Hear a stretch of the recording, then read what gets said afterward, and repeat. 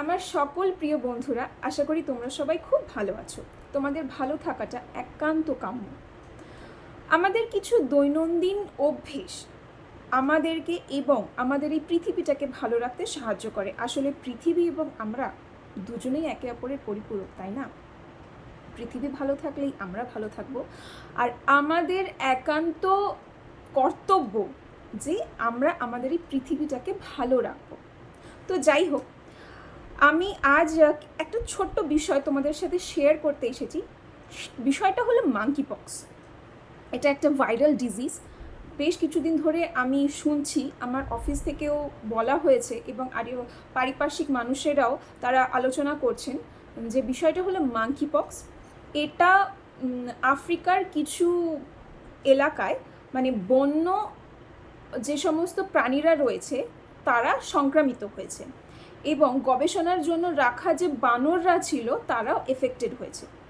তো আফ্রিকা থেকে এই জিনিসটা ছড়িয়েছে এবং ইউকে, অস্ট্রেলিয়ার কিছু মানুষ এই ডিজিজে আক্রান্ত হয়েছেন।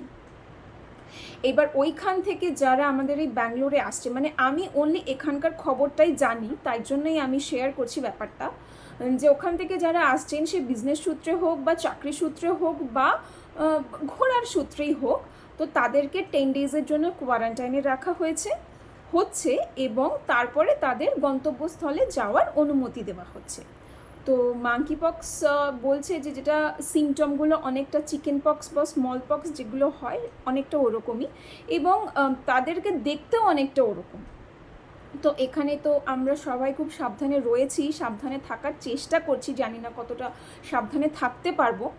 আমার একটাই অনুরোধ যে শুধু ব্যাঙ্গালোর বলে কথা নয়, তোমরা সবাই খুব সাবধানে থাকো, খুব ভালো থাকো। যেগুলো যেগুলো মানার দরকার, মানে আমাদের দৈনন্দিন জীবনে ভালো থাকতে গেলে আমাদের যে ভালো অভ্যেসগুলো মানা দরকার সেগুলো সবাই খুব ভালো মানো।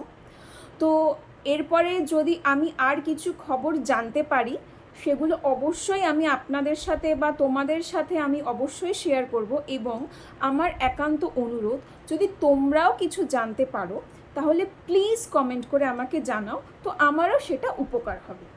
তো একটাই কথা বলবো, ভালো থাকো, সুস্থ থাকো। আমি কামনা করি সবাই যেন ভালো থাকো। টাটা।